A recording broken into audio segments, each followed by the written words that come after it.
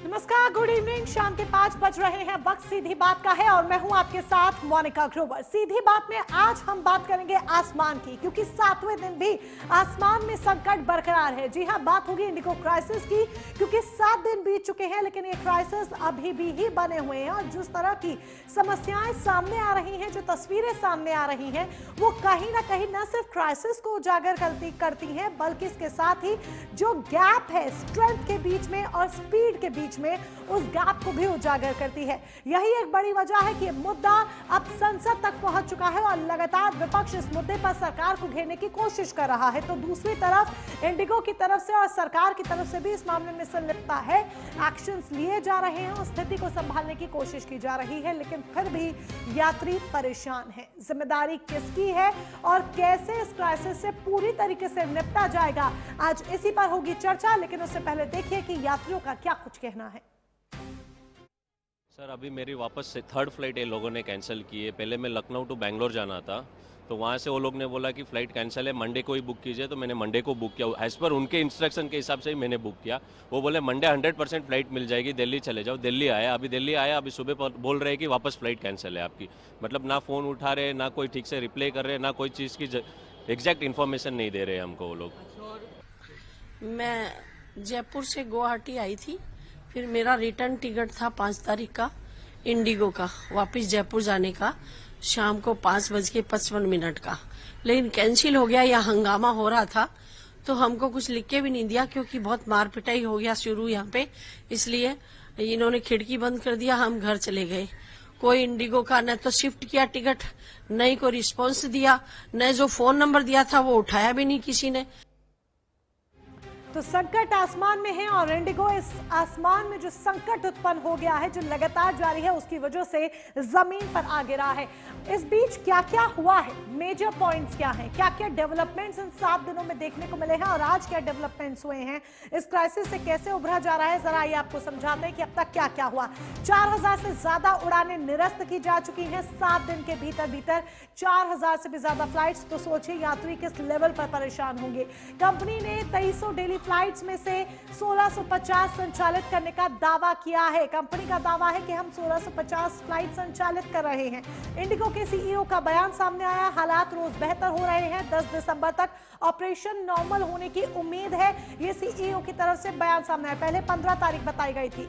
Supreme court ने Indigo के खिलाफ दायर याचिका पर तत्काल सुनवाई से साफ इनकार कर दिया। उन्होंने कहा है कि सरकार को मामला संभालने दे। ये सीजेआई की तरफ से बयान सामने आया है। सीजेआई सूर्यकांत ने कहा है कि भारत सरकार पहले ही इस मुद्दे पर एक्शन ले चुकी है। मामले की सुनवाई 10 दिसंबर को होगी, क्योंकि इंडिगो सीईओ भी 10 तारीख तक का समय मांग रहे हैं। इंडिगो ने हालिया उड़ान संकट के दौरान 610 करोड़ रुपए के रिफंड प्रोसेस किए हैं, लेकिन क्या ये भरपाई काफी है?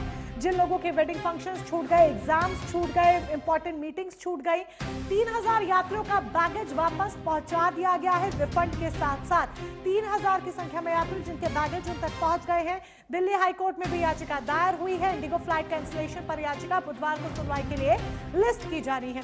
ऐसे में कौन से वो जरूरी सवाल जिनके इर्द गिर्द आज होगी सीधी बात, कौन से हैं वो सुरक्षित सवाल, आइए एक एक कर अब आपके सामने वो सवाल भी रखते हैं, क्योंकि इनका जवाब बेहद जरूरी है।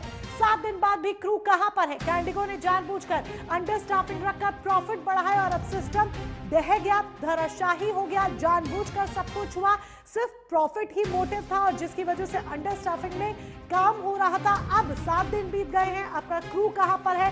क्रू अगर मौजूद है तो फिर सारी चीजें तुरंत सुचारू क्यों नहीं हो पा रही हैं? क्या सरकार इतना बड़ा संकट होते हुए भी इंडस्ट्री की स्ट्रक्चरल कमजोरी को नजरअंदाज कर रही है? सवाल सरकार पर भी जाता है। यही एक बड़ी वजह है कि विपक्ष भी सरकार को बार बार घेर रहा है, लगातार सवाल उठा रहा है और संसद में भी इस मुद्दे की गूंज देखने को मिल रही है। तीसरा महत्वपूर्ण सवाल, इंटरनल रोस्टरिंग डाटा क्या बताता है? क्या इंडिगो ने एफडीटीएल लागू होने से पहले बड़ी संख्या में लीव, वीक ऑफ्स, इन सबको पेंडिंग रहने दिया कि पायलट्स को लीव नहीं मिल रही थी, वीक ऑफ नहीं मिल रहा था, तभी जो फ्लाइट्स थी वो नॉर्मली चल रही थी। लेकिन अब जब पायलट्स अपने वीक ऑफ लेने पर आए, लीव्स लेने पर आए, तो सब कुछ धराशाही हो गया सिस्टम। चौथा सवाल, अगर स्थिति कंट्रोल में है तो फिर एयरपोर्ट आज भी भीड़ से क्यों भरे हुए हैं? एयरपोर्ट पर जाइए, रेलवे स्टेशन जैसी स्थिति देखने को मिल रही है। आज भी वही स्थिति है कि एयरपोर्ट्स पर काफी भीड़ है, यात्री परेशान हैं, लगातार यात्री बोल रहे हैं कि हमारा कितना नुकसान हो गया है, जरूरी मीटिंग्स तक लोगों की छूट गई। इंडिगो की शॉर्ट टर्म फिक्सेस क्या लॉन्ग टर्म मेल्टडाउन को जन्म देंगी? ये सवाल सबसे इंपॉर्टेंट हो जाता है। अभी आप क्राइसिस को समेटने के लिए शॉर्ट टर्म फिक्सेस कर लेंगे, शॉर्ट टर्म सॉल्यूशंस कर लेंगे, पर कहीं ये ना हो कि लॉन्ग टर्म मेल्टडाउन को जन्म दे दे, आगे जाकर इतनी बड़ी समस्या कुछ समय बाद खड़ी हो जाए कि जिसको समेटना, जिसको संभालना बेहद मुश्किल हो जाए। इसीलिए ये सवाल हम यहाँ पर कर रहे हैं, इसीलिए ये सवाल हम यहाँ पर कर रहे हैं, और ये सवाल बहुत ज्यादा जरूरी हो जाता है। तो ये वो महत्वपूर्ण सवाल जिनका जिक्र आज होगा, और इन सवालों का जवाब सीधी बात में आज हम लेने की कोशिश करेंगे। हमारे साथ हमारे खास मेहमान भी जुड़ चुके हैं, एक एक कर उनका परिचय आपसे करा देते हैं। हमारे साथ तपोष पाल जी हैं, भारतीय जनता पार्टी का पक्ष रखने के लिए, सरकार की तरफ से जवाब देने के लिए बीजेपी के प्रवक्ता। हमारे साथ कांग्रेस के प्रवक्ता संजीत कुमार जी हैं। इस चर्चा में स्क्वाड्रन लीडर सुबोध दीक्षित जी, एविएशन एक्सपर्ट, बस कुछ ही देर में हमारे साथ जुड़ जाएंगे। आनंद कुमार तिवारी जी, एविएशन एक्सपर्ट, उन्हें भी आप टीवी स्क्रीन पर इस वक्त देख रहे हैं। आप सभी खास मेहमानों का बहुत बहुत स्वागत है। तब सबसे पहले तपोष पाल जी, मैं शुरुआत आप ही के साथ करना चाहूंगी, क्योंकि इंडिगो क्राइसिस सिर्फ आसमान की अब आफत बनकर नहीं रह गया है, बल्कि संसद में भी ये मुद्दा तेजी के साथ गूंज रहा है, विपक्ष सरकार को घेर रहा है, कई सवाल उठा रहा है। क्या जवाब सरकार के पास है?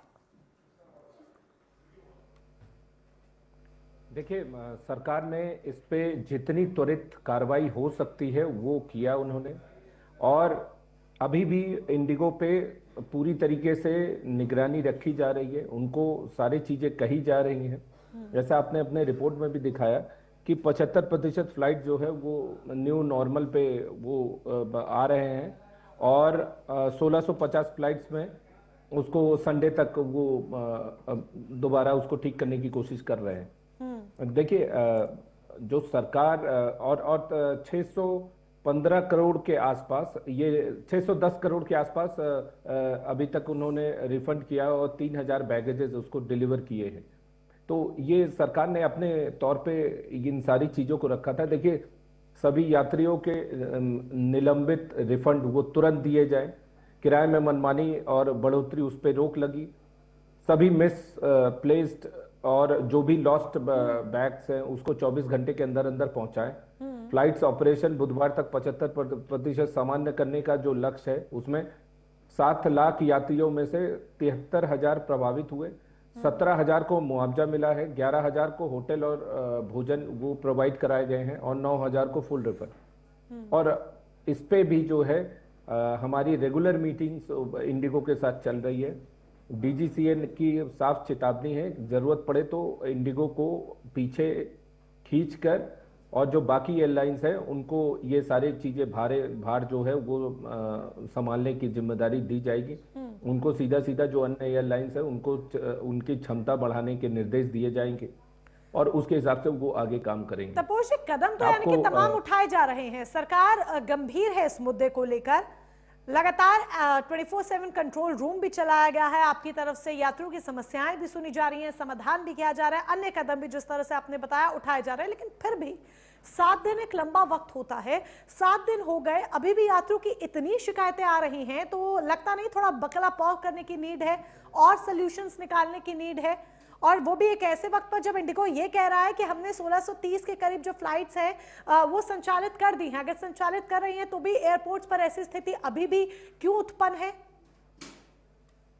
देखिए, इसके बारे में मैं पहले भी बता चुका हूं आपको कि ये जो मेन जो समस्या है वो जो एयरबस 8320 उसमें जो सॉफ्टवेयर अपग्रेड होना है, रेडिएशन की जो प्रॉब्लम आई थी उसके कारण पूरे दुनिया भर के 6000 विमान वो प्रभावित हुए हैं, और उसके कारण जो है ये अचानक से ये सारी चीजें आई हैं। उसको ग्राउंडेड करने के लिए, क्योंकि पूरे वर्ल्ड वाइड ये प्रॉब्लम सामने आई थी, और उसके बाद पूरे दुनिया के लोग जो हैं वो इसको ग्राउंडेड किए हैं। जब मतलब उसमें America, Germany, UK, Colombia, New Zealand, इन्होंने सबने ग्राउंडिंग किया और करीब 6000 फ्लाइट्स जो हैं वो इससे प्रभावित हुए। इसको जो एयरबस यूरोपियन कंपनी, उसके सॉफ्टवेयर में सोलर रेडिएशन और डेटा करप्शन का रिस्क निकला है, जिसके कारण एक्सीडेंट्स होने के संभावनाएं थी। तो जब तक ये अपग्रेड नहीं हो जाता है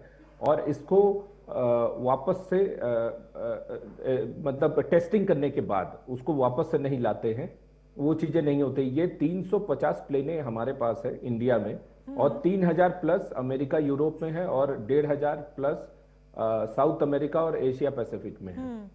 सबने ग्राउंडिंग किया है और ये सोलर रेडिएशन ग्लिच, इससे पूरा मामला ये जुड़ा हुआ बताया जा रहा है। लेकिन मेरे कहने का ये है कि अगर इस तरीके की कोई ग्लिच है तो इसके लिए एयरबस ने पहले ही इसके बारे में चेता दिया था।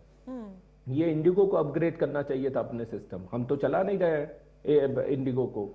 इंडिगो जो चला रहा है, इंडिगो के सीईओ के जो स्टेटमेंट्स आए और उन्होंने जो प्रेस कॉन्फ्रेंस किया, वो बड़ा मतलब ऐसा लग रहा था कि लाचार टाइप के वो व्यक्ति हैं, वो कुछ कर ही नहीं पा रहे हैं, उनके हाथ में कुछ नहीं है।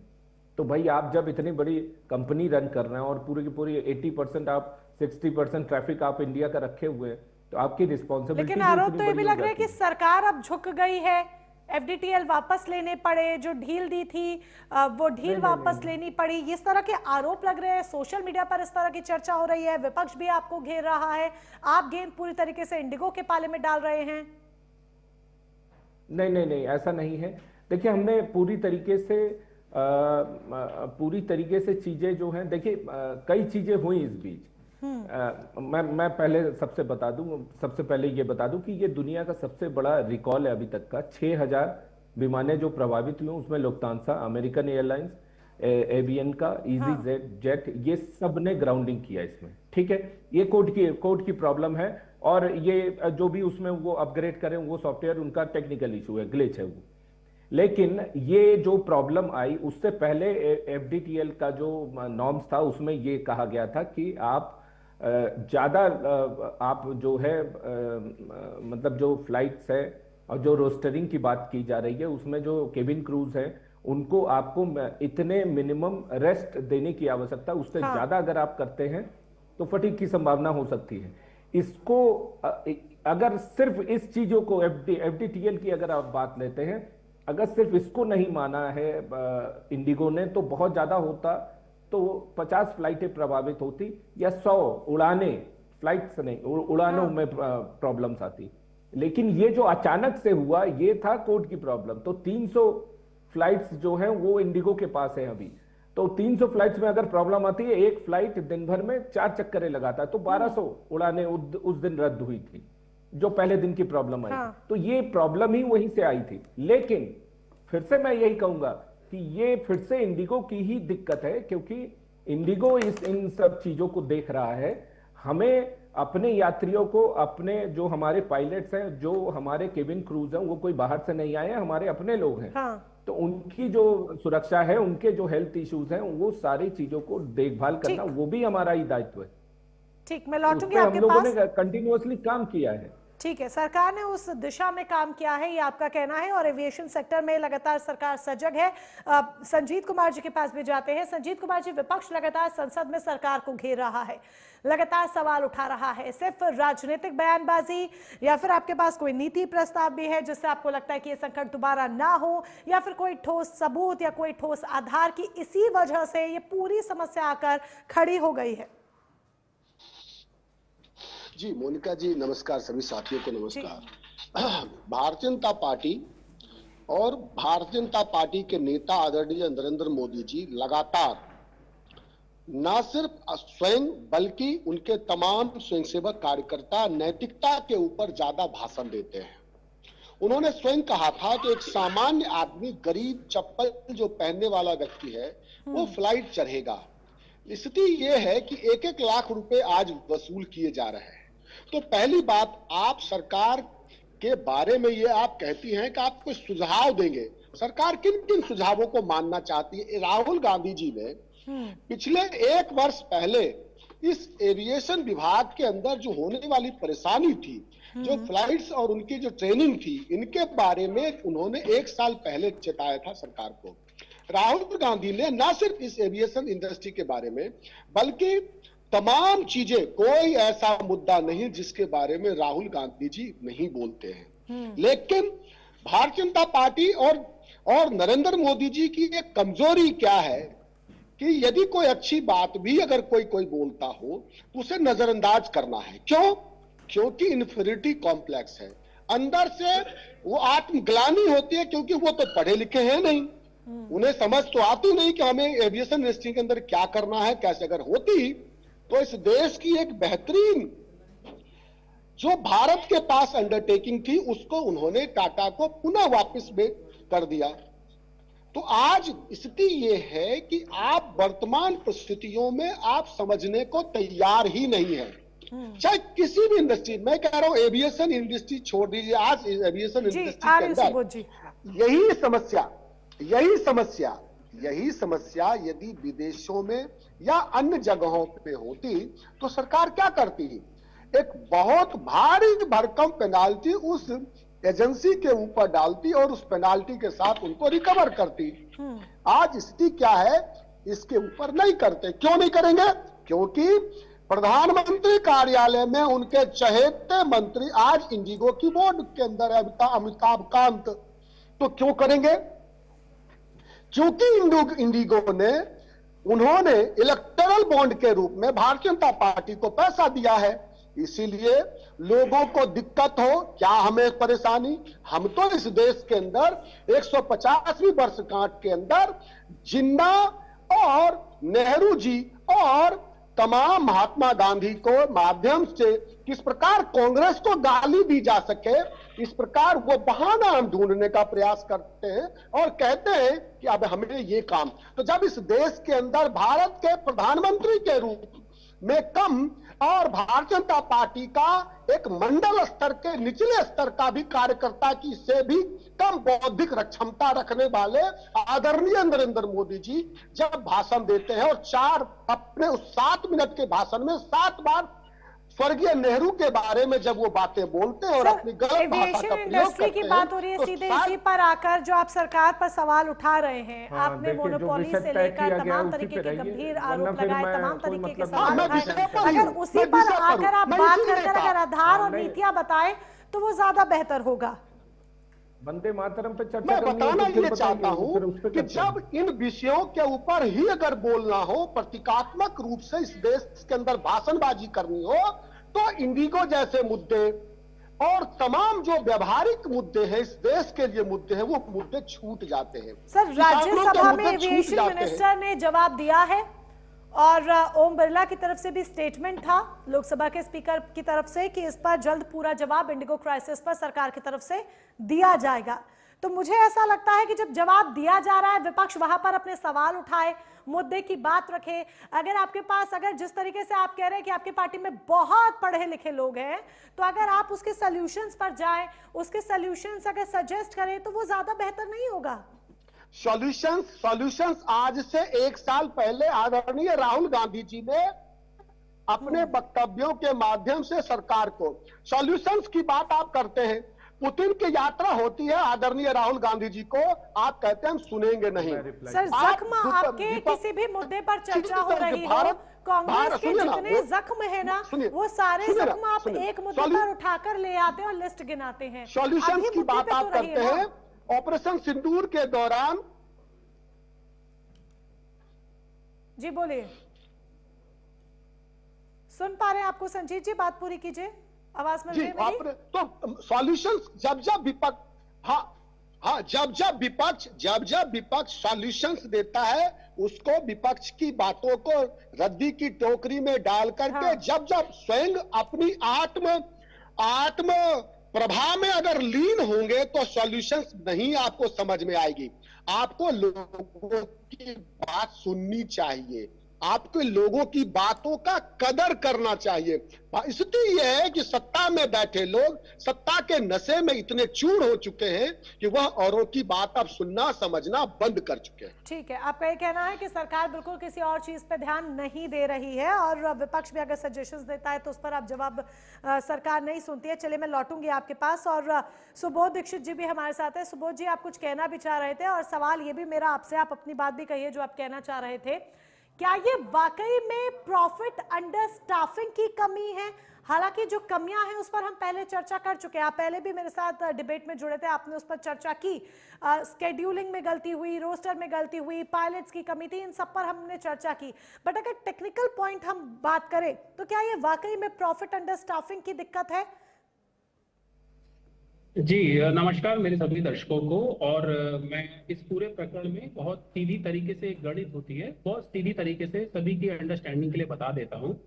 देखिए, जो भी पायलट होते हैं उनका किसी भी एविएशन एयरलाइन से एक कॉन्ट्रैक्ट होता है। तो उस कॉन्ट्रैक्ट में मिनिमम आप 70 घंटे आपको उड़ाना है और वो 70 घंटे अधिकतर आप 100 घंटे तक उड़ा सकते हैं यदि कोई इमरजेंसी पड़ जाए। इसके बाद में वो 70 घंटे पूरे करने के लिए एक पायलट को औसतन 13 से 15 दिन तक का समय लगता है। अब यहां से हम सिंपल समझते हैं, डीजीसीए ने बोला कि आप एक हफ्ते में 2 बार छुट्टी दे दीजिए, यानी कि 4 हफ्ते होते हैं तो 8 दिन आप हटा दीजिए, यानी कि 30 में से 8 हटा दिए तो 22 दिन उसको काम करना है। यानी कि कॉन्ट्रैक्ट के हिसाब से पायलट को 22 दिन में वो 70 घंटे पूरे करने हैं।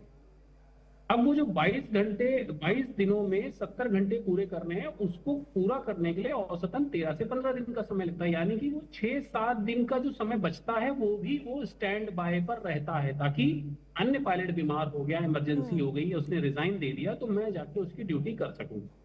अब आते हैं विदेशों पर। विदेशों में एयरबस और जो अच्छी कंपनियां हैं उनके पायलट यही जो 70 घंटे हम जो कॉन्ट्रैक्ट करते हैं वो 35 घंटे का करते हैं, और उस 35 घंटे को करने के लिए वो 8 से 10 दिन का समय लेते हैं। तो पायलट एसोसिएशन की यही मांग थी कि जब विदेशों में फैटीग को, फ्लाइट सेफ्टी को ध्यान में रखते हुए 35 घंटे के आवर्स हैं, तो हमारे देश में 70 घंटे के आवर्स हैं। उस 70 घंटे में भी हमें कोई दिक्कत नहीं है, लेकिन हमें एक हफ्ते में 2 दिन की छुट्टी जरूर चाहिए। 48 घंटे की छुट्टी ना देकर के इंडिगो 36 घंटे की छुट्टी देता था। तो उसमें क्या होता था कि एक पायलट को अपने बच्चे के एडमिशन, माता पिता की दवाई, घर का खर्च, किसी मीटिंग में जाना, किसी शादी में जाना, कुछ फंक्शन अटेंड करना, वो सब 36 घंटे का ही उसके पास समय रहता था। तो हिंदुस्तान में फ्लाइट सेफ्टी को ध्यान में रखते हुए इस सरकार ने दिसंबर 24 में इसी बात को पायलट इंडिगो के और सारी एविएशन कंपनीज को रखा कि आप अपने पायलटों को इसी गणित के अनुसार 2 दिन की छुट्टी दीजिए। इंडिगो को लगा कि भाई अगर इसको हम ऐसा करेंगे तो फिर हमें और पायलट लेने पड़ेंगे और पैसा जाएगा। तो उन्होंने उसी हालात में कम पायलट के साथ में फ्लाइट सेफ्टी से खिलवाड़ करते हुए, मेंटेनेंस से खिलवाड़ करते हुए, एक ह्यूमन फैक्टर से खिलवाड़ करते हुए अपनी फ्लाइट को जारी रखा। और उन्होंने सरकार पर दबाव बनाने की प्रयास किया कि जब नवंबर दिसंबर का महीना आएगा और जब विजिबिलिटी कम होगी, जब हमारे पास पायलट ऑलरेडी कम है, तब हम धीरे धीरे फ्लाइट कैंसिल करेंगे तो सरकार दबाव में आ जाएगी। तो यहाँ पर मैं अपने दोनों पार्टी के प्रवक्ता को कहना चाहता हूँ कि भले ही ये मुद्दा जो है आपसे राजनीतिक तौर पे सीधे कनेक्टेड ना हो, एविएशन के तौर पे हो, लेकिन ये जो गणित है ये आम जनता तक सब पहुंचानी बड़ी जरूरी है। और ये बताना बड़ा जरूरी है कि ये इंडिगो के लिए बहुत महान काम नहीं था कि वो इस सेफ्टी को ध्यान में रखते हुए इस पायलटों को लाएं। क्यों? क्योंकि आज इस डिबेट में बैठे हुए हम सभी लोग कल न कल किसी जहाज में बैठे होंगे, तो वो जो पायलट होता है जिसको ग्रेविटी के अगेंस्ट उड़ना पड़ता है, उसके सेंसेस लॉस होते हैं, उसको सोचने समझने और डिसीजन लेने की वो क्षमता, एक समय आता है डिसीजन लेने की क्षमता पर प्रभाव पड़ता है।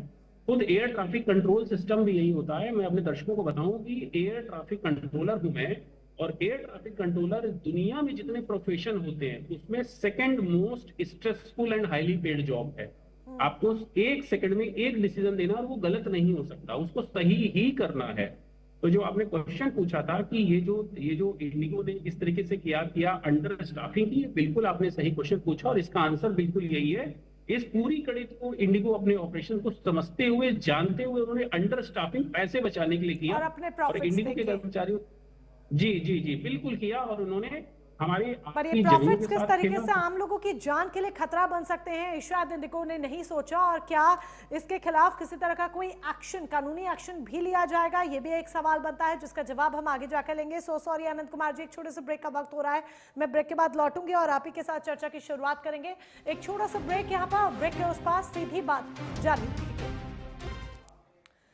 तो सीधी बात में आज हम बात कर रहे हैं इंडिगो क्राइसिस की, क्योंकि इस पर चर्चा करना इसीलिए जरूरी, ये जनहित का मुद्दा है और सीधे यात्रियों से जुड़ा मुद्दा है। नुकसान यहाँ पर सबसे ज्यादा यात्रियों का हुआ है, जनता का हुआ है। किसी का वेडिंग फंक्शन था, किसी का कोई फैमिली फंक्शन था, किसी का कोई एग्जाम था, किसी की कोई जरूरी बिजनेस मीटिंग थी, किसी को अपने वेकेशन पर जाना था, तो किसी को कोई और वजह से एक जगह से दूसरी जगह अपने गंतव्य तक पहुंचना था। लेकिन ये सब कुछ नहीं हो पाया, पूरा सिस्टम धराशाही हो गया है। संकट इतना बड़ा आकर खड़ा हो गया है कि यात्री इस वक्त खून के आंसू रो रहे हैं, और ये जो खून के आंसू हैं शायद उनकी जिंदगी भर का नुकसान है, जिसकी भरपाई कौन कर पाएगा, कैसे कर पाएगा और कब इन्हें राहत मिलेगी, ये वो गंभीर सवाल जिनके जवाब बेहद जरूरी हैं। और इसी पर कर रहे हैं आज हम सीधी बात। अपनी चर्चा को आइए आगे बढ़ाते हैं। हमारे साथ तपोष पाल जी हैं बीजेपी की तरफ से, संजीत कुमार कांग्रेस का पक्ष रखने के लिए, स्क्वाड्रन लीडर सुबोध दीक्षित जी और अनंत कुमार तिवारी जी एविएशन एक्सपर्ट हमारे साथ इस चर्चा का हिस्सा हैं।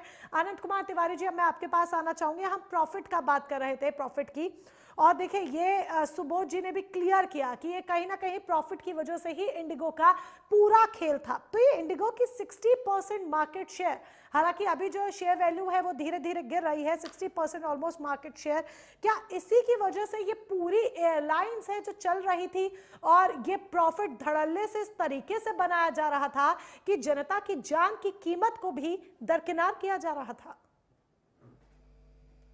सभी साथियों को हमारा नमस्कार। और आपने बिल्कुल दुखती रग में हाथ रख दिया है। ये सारा खेल जो है कि भारत की उभरती हुई अर्थव्यवस्था की जो सीढ़ी बन रही है, इसको किस तरह से डैमेज किया जाए। इंडिगो के जो सीईओ हैं विदेशी हैं, आके उन्होंने छोटी सी बात कर दी कि मैं असमर्थ हूं, ऐसा हो गया है और वैसा हो गया है। किसी ने ये नहीं सोचा कि यात्रियों की जो जान पे संकट आई, कि व्यक्ति बड़ौदा का रहने वाला है, उसको जाना था सिलचर, उसका सामान पहुंचा दिया श्रीनगर, और अब वो जाए कहां? और 7 दिन पहले से चल रहा है, और सीईओ साहब का कहना है कि 10 तारीख तक, 12 तारीख तक ये चीजें सामान्य हो जाएंगी। कोई व्यक्ति अगर अपने घर पर हो तब तो समझ में आती है कि आप दिल्ली के रहने वाले, चलिए भाई वापस चले गए, रहने वाले आप सिलचर के फंस गए बड़ौदा में, और सरकार पर ये एक पूरा सबोटेज के तहत मुझे लगता है दबाव बनाने की कोशिश है, क्योंकि इंडिगो की 65% हिस्सेदारी है, और जनमानस को अगर क्रूरता से आप कंट्रोल कर दो तो सरकार अपने आप दबाव पे आ जाएगी। सरकार बिल्कुल कुछ अच्छी प्लानिंग कर रही होगी। और दूसरी बात हमारे मित्रों ने कही कि पायलट्स के ऊपर वर्किंग आवर्स का एक स्ट्रेस होता है, तो भाई मैं ये कहना चाहूंगा कि हम जिस बैकग्राउंड से हैं वो एयरफोर्स का बैकग्राउंड है। हमारे ये पायलट्स होते हैं, पायलट्स का सिलेक्शन आम आदमी नहीं कराता है, उसका पीएबीटी टेस्ट अलग होता है, उसकी ट्रेनिंग अलग होती है, उसका स्ट्रेस लेवल फेस करने का पैटर्न अलग होता है, और उसकी उसी में एग्जामिनेशन होती है। हाँ, यहाँ पर सरकार थोड़ा सा अगर सुन ले कि कोई ऐसा रास्ता निकाले कि उन लोगों को अपने घर तक तो पहुंचा दीजिए, चलिए सामान चला जाए।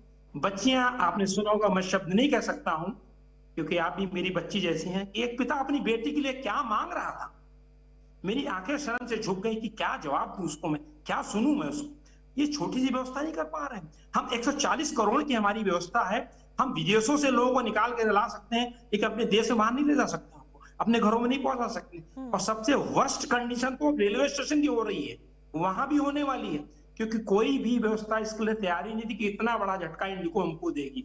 यस, गवर्नमेंट की आंखें खुलनी चाहिए और खुलेंगी। कि सबसे बड़ी बात, इनकी जो मोनोपोली है 65%, मतलब 33-34% से ज्यादा नहीं जाने देना चाहिए, ताकि हमारे पास बी प्लान हो। आज हम इस स्थिति में तो प्लान बी है ही नहीं। और साहब ने बोला कि रेडिएशन था, सेफ्टी हजार थे, ये तो रोज थे। फर्स्ट डे जिस दिन शट डाउन, जिस दिन ग्राउंडेड हुए हम लोग, क्या उससे 1 घंटे पहले ये चीजें नहीं, ये हम बहाने ढूंढ रहे हैं। हमारा बस यही निवेदन है कि सभी यात्रियों को जितनी जल्दी हो सके, जिस भी साधन से सामान शायद वो छोड़ देंगे, उनको घर तक पहुंचाए। बाकी एविएशन एक्सपर्ट यहाँ पर कोई काम नहीं कर सकते हैं, क्योंकि जनमानस फंसा हुआ है, उसकी सुरक्षा की बड़ी चिंता हो रही है जी। वो कहाँ जाए। बिल्कुल। हम आपने आकर के यहाँ पे डिबेट कर ली, हाँ। हमने अपने विचार दे दिए, तो वो साहब ने बता दिया कि स्ट्रेस लेवल है, उन्होंने बता दिया पॉलिटिकल प्रॉब्लम है। यहाँ पर पक्ष विपक्ष राजनीति का मुद्दा नहीं है।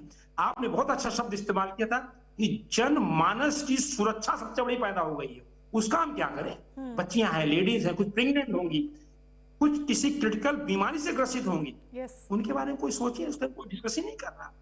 क्या बसों से नहीं निकल, इससे अच्छा तो हम कोरोना में निकल गए थे। कोरोना काल में हम निकल गए, आराम से बाहर निकल गए, साइकिल से गए, मोटरसाइकिल से ले गए, पैदल चले गए। लेकिन आज यहाँ बिल्कुल जैसे कंफाइन कर दिया हमको, सेलुलर जेल बना के बिल्कुल अंदर पैक कर दिया। तो हम साथियों से ही निवेदन करेंगे, और हमारे बीजेपी के जो प्रवक्ता साहब बैठे हुए हैं, कि सारी चीजों को छोड़कर सबसे पहले उनको गंतव्य तक पहुंचाने के लिए अगर प्रयास करें, हम सफल हो गए तो हम शायद अपनी गलतियों को सुधार ले गए। इंडिगो को तो हम बाद में भी निपट लें इसी के साथ। तो आनंद कुमार जी ने बहुत सही मुद्दा उठाया यहाँ पर कि प्लान बी क्या है हमारे पास, और तपोज जी वाकई में ये पॉइंट बनता भी है। प्लान बी क्या है? क्या एक ही एयरलाइन की दया पर पूरा देश ये चल रहा है? अगर कोई कहीं पर फंस गया है, होटल रूम्स की व्यवस्था कर दी गई है, उनके रहने की व्यवस्था कर दी गई है, लेकिन अगर कोई कहीं पर फंसा हुआ है तो कैसे वो वहां से वापस आएगा? कोई और एयरलाइन, कोई और तरीका। ठीक है, रेलवे इसमें पूरा सपोर्ट कर रहा है, अच्छे कदम सरकार की तरफ से भी उठाए गए हैं, रेलवे सेक्टर की तरफ से भी उठाए गए हैं, बट प्लान बी, एक फुल प्रूफ प्लान बी तो होना चाहिए ना, कि लोगों को संतुष्टि हो। देखिए, इस पे ऑल्टरनेट प्लान किए जा रहे हैं कि जितना जल्दी हो सके उसको रेगुलराइज करने की बात हो रही है, और जो भी इसमें स्टेप्स लेने की बात है, और ऑब्वियसली क्योंकि लोगों को अपने अपने गंतव्य में पहुंचना है, तो ये सबसे महत्वपूर्ण चीज़ है। इसीलिए रेलवे जो है वो एडिशनल ट्रेन्स चला रही हैं, और हाई स्पीड ट्रेनों की को उतारा गया है। तो इस तरीके से काफ़ी चीज़ें हैं। देखिए, एक चीज़ मैं बता दूं सबसे पहले कि जिस समय कांग्रेस की सरकार थी, ये बार बार कह रहे थे कि राहुल गांधी को ये मालूम है इस प्रॉब्लम के बारे में। तो देखिए, कांग्रेस की ही सरकार थी जिसमें कि जेट एयरवेज और किंगफिशर क्रैश हुए, और इंडिगो उस समय लॉन्च हुआ था, और टॉप पे था जेट एयरवेज। जेट एयरवेज और किंगफिशर रातों रात बंद हुई, और पूरा मोनोपोली दे दिया क्या किसको? इंडिगो को। उससे पहले एयर डेकन करके जो सस्ती एयरलाइंस चलती थी, उसको ओवरटेक किया किसने? किंगफिशर ने। और उसके बाद ये दोनों एयरलाइंस को बंद कर दिया गया, रातों रात बंद हुए। उनके जितने एम्प्लॉयज थे वो सड़क पे थे नेक्स्ट डे, और काफी बहुत बड़ा प्रोटेस्ट हुआ था दिल्ली में से लेके पूरे इंडिया में। तो ये कह रहे हैं कि हमें सब कुछ मालूम है, और तो आप क्यों नहीं सुधार लिए? और एक बात बताइए, जो बॉन्ड का पैसा आप कह रहे हैं, बॉन्ड तो हम ही लोग लेके आए थे कि जिससे कि ये उजागर हो सके कि कौन कंपनी किसको कितना पैसा दे दे, जिससे करप्शन बंद हो सके। इनके सरकार के समय में कभी ये चीज मालूम चला था? ये बॉन्ड की फैसिलिटी अगर कोई लेके आया है तो भारतीय जनता पार्टी लेके आई है, और उस बॉन्ड से ही, उसके डिटेल से ही ये मालूम चला है कि महागठबंधन को 25 करोड़ रुपए मिले हैं, कांग्रेस को 5 करोड़ मिले हैं, टीएमसी को 16 करोड़ मिले हैं, शरद पवार एनसीपी को 4 करोड़ मिले हैं, एनडीए को 31 करोड़ का सपोर्ट मिला है जो कि इंडिगो से मिला है। और ये जो मोनोपोली थी, जो जेट एयरवेज की मोनोपोली थी और किंगफिशर की मोनोपोली थी, उसके बाद ये खत्म हुई और पूरी इंडिगो को दे दी गई। 2014 के बाद हमने इस मोनोपोली को खत्म करने के लिए कम से कम 6 एयरलाइंस को हम लोगों ने इंट्रोड्यूस किया। Air Asia, Vistara, Star Air, Fly Big, Akasa, Fly 91, ये 6 एयरलाइंस थे जिसको कि हम लोगों ने 2014 के बाद इंट्रोड्यूस किया, जिससे कि मोनोपोली पे खत्म हो सके, और उसको, और टाटा को वापस टाटा पे दिया गया। ये टाटा पे भी बात कर रहे थे, मैं आता हूं उस पर। शंख एयर और एयर केरला और अल हिंद एयर, ये इनको लाइसेंस दी गई है, ये भी जल्दी से जल्दी अपने ऑपरेशन से स्टार्ट करेंगे। आप एक बात बताइए, ये टाटा के लिए बात कर रहे थे, टाटा तो लॉस में था। आपको अगर इतनी ही जानकारी थी उस समय, आपके समय में तो टाटा आपके पास था, क्यों नहीं उसको प्रॉफिटेबल बना दिए? क्यों आपके समय में जेट एयरवेज और किंगफिशर बंद हुआ, और टाटा जो है, जो आपके पास एयर इंडिया था, वो बिल्कुल से लॉस पे था और वो एक भी बिजनेस नहीं करता था। दिल्ली उस पर संसद में लड़ाइयां होती थी, क्यों नहीं आपको उसको प्रॉफिटेबल बना दिया आपने? तो देखिए, दिक्कत क्या है कि आज हर एक चीज में, और ये इनके पास कोई बात नहीं था, तो ये फिर आज चले गए वंदे मातरम के बातों पे।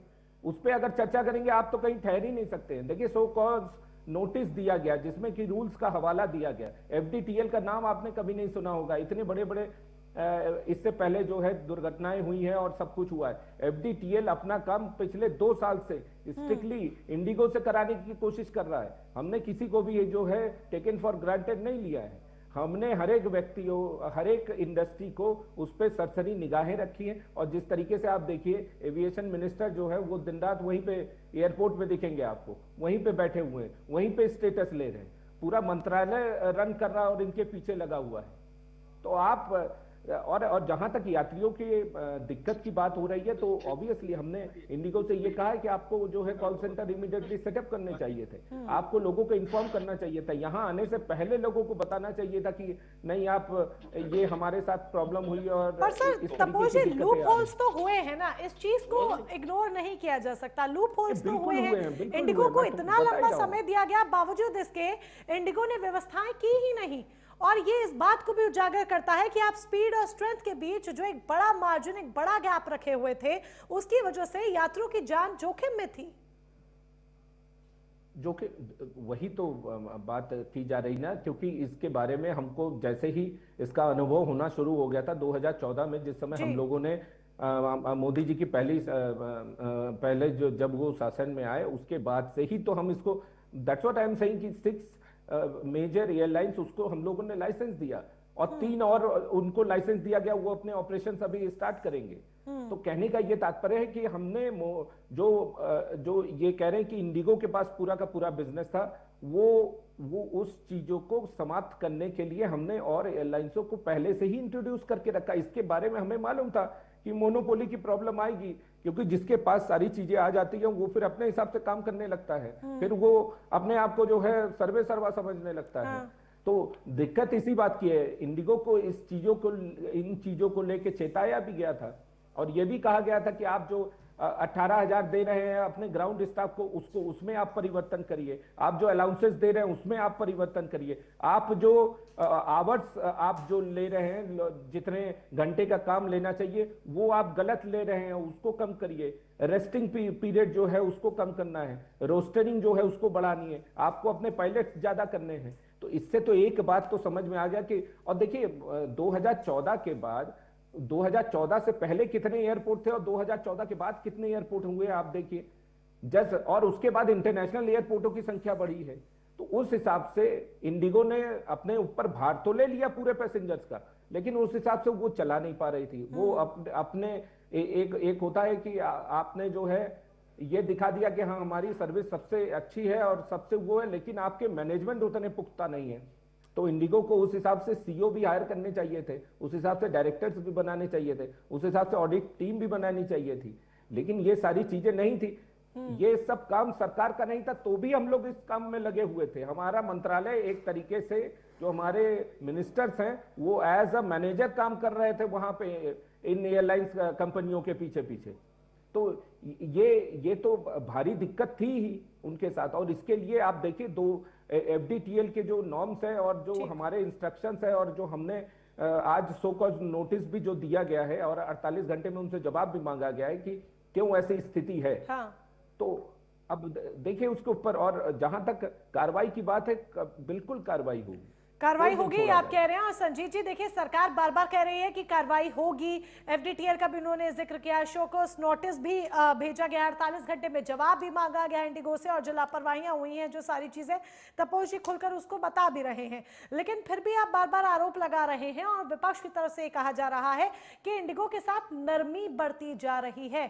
तो क्या आपको ये लगता है कि ट्रांसपेरेंसी नहीं है, या क्या वजह है? मैं समझता हूं चाहे एविएशन मिनिस्टर की बात हो, चाहे होम मिनिस्टर की बात हो, चाहे रेलवे मिनिस्टर की बात हो, तमाम घटनाएं घटने के बाद हम ये कर रहे हैं, हम वो कर रहे हैं। उड़ीसा में घटना घटी, रेलवे मिनिस्टर ने इस्तीफा नहीं दिया। बेसन में घटना घटी, गृह मंत्री ने इस्तीफा नहीं दिया। और आज इंडिगो की घटना घटी और एविएशन मिनिस्टर ने घटना नहीं। सभी मैनेजर की तरह काम करते हुए घटना घट जाती है। तो इसीलिए मैं ये कहना चाहता हूं कि देखिए, अगर आपको मंत्रालय का ज्ञान नहीं है, थोड़ा सा विपक्ष जो आपको समझाता है, बुझाता है, थोड़ी सी इन बातों को समझिए। हमने कहा है कि आपको क्या करना चाहिए, थोड़ी सी जिम्मेदारी लीजिए। अगर शर्म आती है तो थोड़ा सा इस्तीफा देने का भी काम करिए। नहीं करेंगे, ढीठ की तरह बोलेंगे, काम ये कर रहे हैं, हम वो कर रहे हैं। इसीलिए इस देश को आपने, जो आदरणीय भारतीय जनता पार्टी के नेता श्री नरेंद्र मोदी जी ने कहा था कि हम चप्पल वाले को 1 लाख रुपए के लिए उनको चेन्नई जाने की अगर फ्लाइट लेनी है तो 1 लाख रुपए में मिलती है। तो इसीलिए हमें इस देश को इन लंबे लंबे भाषणों वाले नेताओं से बचना पड़ेगा। लंबे लंबे भाषण नहीं, हमें काम की बात आप बताइए कि 11 साल आप सत्ता में हो गए और 11 साल के बाद अगर ये घटना हो रही है और इंडिगो का इतनी मोनोपोली चल रही है डोमेस्टिक एयरलाइंस के अंदर, तो कौन जिम्मेदार है इसके लिए और इसकी जिम्मेदारी कौन तय करेगा? अगर इंडिगो ने ये घटना की है, इसकी पेनाल्टी क्या तय होगी? सरकार ने प्राइमरली प्राइमा फेसिस केस को देखते हुए सरकार ने क्या तय किया? उन्होंने कहा कि साहब आप पैसे वापस कर दीजिए, लेकिन क्या पैसे वापस कर देने से जो बातें हुई है, जो घटना घटी है, उसकी भरपाई हो जाएगी क्या? इसीलिए मैं ये कहना चाहता हूं कि आप सरकार में केवल आपने मीडिया के अंदर जब भी देखेंगे कि मीडिया के अंदर चर्चा होती है कि आप चुनाव, आप बिहार जीत लिया, बंगाल की तैयारी है, तो जब मिनिस्टर चुनाव लड़ाने के लिए बैठ जाएंगे तो मैं समझता हूं ये घटना तो होगी। बेसन की भी घटना होगी, उड़ीसा की भी घटना होगी और ये एविएशन मिनिस्ट्री के अंदर ये घटना होगी। ये बातें आम बातें, सरकार सत्ता में बैठ करके आप खेल करने लगे हैं। आप सरकार और पार्टी दोनों में अंतर समझिए। आप मिनिस्टर हैं, अपनी रिस्पॉन्सिबिलिटी मानिए और समझिए। जी, तो तपोष जी ने बताया तो कि वो पूरा सारा कुछ संभाल रहे हैं, खुद जाकर मॉनिटर कर रहे हैं, सब कुछ कर रहे हैं, तो ये जिम्मेदारी नहीं है तो फिर ये क्या है? अगर ये तमाम स्टेप्स लिए जा रहे हैं, यात्रियों को उनका बैगेज पहुंचाया गया है, रिफंड किया जा रहा है, उनके लिए 24/7 कंट्रोल रूम की व्यवस्था की जा रही है, होटल रूम उनके लिए किए जा रहे हैं, उनको जहां पे वो फंसे हुए हैं वहां से लाने के लिए व्यवस्थाएं की जा रही है, रेलवे इसमें रिस्पॉन्सिबिलिटी ले रहा है, तो ये व्यवस्थाएं नहीं है तो और क्या है? सरकार ये कदम ही तो उठा रही है ना, ये सरकार की तरफ से ही तो कदम उठाए गए हैं, मेरी तरफ से या आपकी तरफ से या एविएशन एक्सपर्ट्स जो हमारे साथ मोनिका जी, थोड़े उठाए गए। मोनिका जी, ये किसी बीमारी का प्री मिटिएशन, प्री रिमेडी नहीं है। ये आप ये बता रही कि जो समस्या आई है उस समस्याओं को हम कैसे थोड़ा सा सामना कर रहे हैं। क्या इन समस्याओं को रोका जा सकता था? अगर हां, तो उसके लिए सरकार ने इन 11 वर्षों में क्या योजना बनाई? आपने कहा कि हमने कुछ इंडियन एयरलाइंस, कुछ एयरलाइंस को हमने एंट्री दिया, उनकी मोनोपोली कम भी, लेकिन आज की तारीख में जब 50% से ज्यादा उनकी मोनोपोली है, उनके मार्केट पर है, इंडिगो का है, तो आप ये कह रहे हैं कि हमने कम कर दिया। इन 11 वर्षों, अगर 11 वर्ष का समय छोटा होता है तो मैं समझता हूं इन चीजों को हमें फिर से व्याख्या करनी पड़ेगी। फटाफट 40 सेकंड्स में आंसर, फिर मैं सुबोध जी के पास जाऊंगी। फटाफट से 40 सेकंड्स में आंसर प्लीज, 1 लाइन। देखिए, ये कह रहे थे कि इन प्रॉब्लम्स को रोका जा सकता है कि नहीं। देखिए, कैसे रोक देंगे आप भाई, जब सॉफ्टवेयर में स्नैग है और एयरबस ने उस पर जो है प्रेस कॉन्फ्रेंस करके उसमें प्रॉब्लम रेज किया है, तो आप इस प्रॉब्लम को कैसे रोक देंगे? सरकार जाके कोड लिखेगी क्या वहां पे? हमारे मिनिस्टर जाके उनके सॉफ्टवेयर के कोड लिखेंगे क्या? तो ये तो बचकानी बातें हैं, टेक्निकल प्रॉब्लम है, उस पर ओवरकम किया जा रहा है। हाँ, ये अचानक से आई हुई प्रॉब्लम है, लेकिन एफडीटीएल की जो बातें हैं, जो कि उनको रेस्ट देने की बातें हैं, उस पर हमने कार्रवाई किया है। ऐसा नहीं कि हमने कभी नहीं किया है, हमने किया है, लेकिन इंडिगो की मनमानी थी। एक चीज और बता दूं मैं, जो आज तक कभी नहीं हुआ, इनका भी शासन था इतना लंबा चौड़ा, फेयर कैप्स हमने लगाए हैं। अप टू 500 किलोमीटर 7,500 से ज्यादा कोई नहीं ले सकता, 500 से 1,000 किलोमीटर 12,000 से ऊपर कोई नहीं ले सकता, 1,000 से 1,500 किलोमीटर तक 15,000 से ज्यादा कोई नहीं ले सकता, और उसके ऊपर जो है 18,000 है। तो ये फेयर कैप्स कभी आप बताइए आप लगाए हो? कोई मनमानी अभी लगे हैं, फेयर नहीं ले सकता है। और सुबोध जी, ठीक है, समय की मेरे पास थोड़ी सी कमी है, उम्मीद करती हूँ संजीत जी आपको अपना जवाब मिल गया होगा जो तपोष जी ने दिया है। और सुबोध जी से अब मेरा सवाल, क्या आपको ये लगता है कि अभी ये जो फिक्सेस किए जा रहे हैं इस पूरे क्राइसिस को समेटने के लिए, क्या ये शॉर्ट टर्म फिक्सेस एक लंबे लॉन्ग टर्म मेल्टडाउन को जन्म दे सकते हैं आगे जाकर?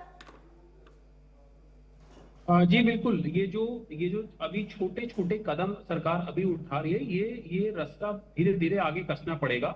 और मैं बहुत जल्दी से इस सबका आंसर दे देता हूँ।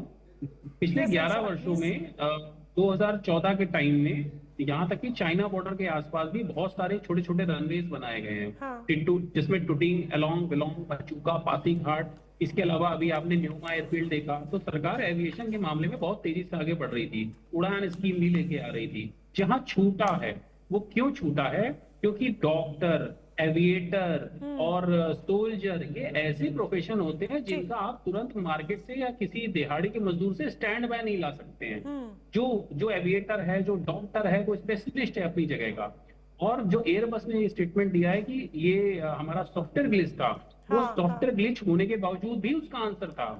हमेशा इन चीजों के लिए एक सॉफ्टवेयर के साथ में एक मैनुअल लिस्ट बनती है कि अगर सिस्टम डाउन हो गया, और ठीक ये घटना जो अभी आतंकवादी घटना लाल किले के सामने हुई, वहां पर 2 दिन पहले एटीएस सिस्टम खराब हो गया था, पूरा सिस्टम डाउन था, आसमान में 200 जहाज थे। किसी सिस्टम के भरोसे नहीं रहना चाहिए। जो मैनुअल चीजें हैं या फिर मैनुअली आप स्केड्यूलिंग कर रहे हैं या दूसरी सॉफ्टवेयर्स के जो रिलेटेड वर्क है वो मैनुअली भी पैरेलली होने चाहिए।